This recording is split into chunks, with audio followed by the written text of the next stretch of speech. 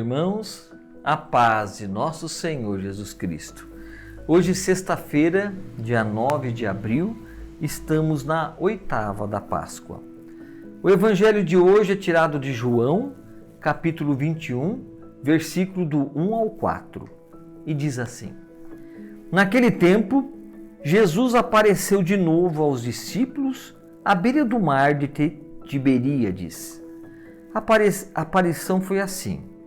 Estavam juntos Simão, Pedro, Tomé, chamado Dídimo, Natanael, de Caná da Galileia, os filhos de Zebedeu e outros 2 discípulos de Jesus.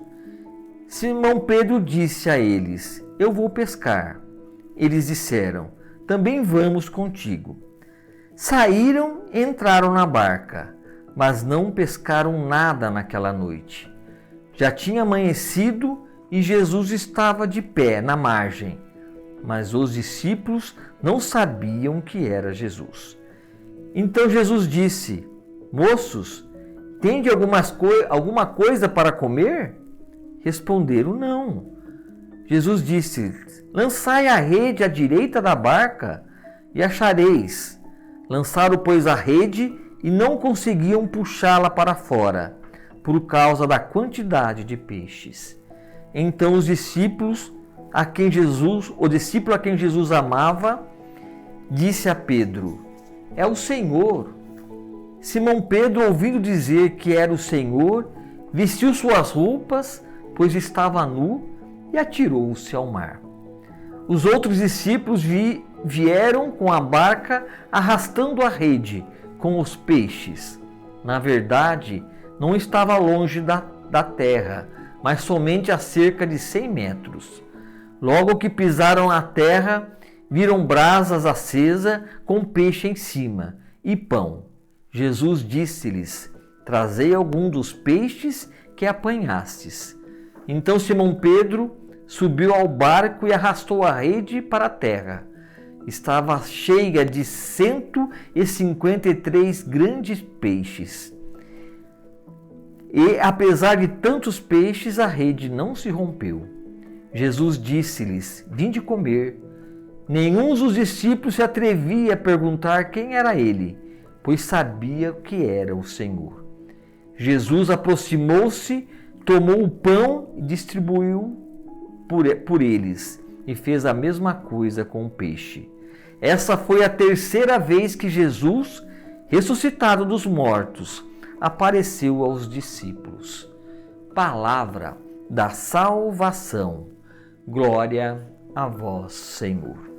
Então, meus irmãos, hoje, aqui no Evangelho, narra, como se diz, a terceira aparição de Jesus aos discípulos. Por que Jesus aparecia sempre? E os discípulos, às vezes, tinham dificuldade de reconhecer que era o Cristo, que era o Senhor junto deles.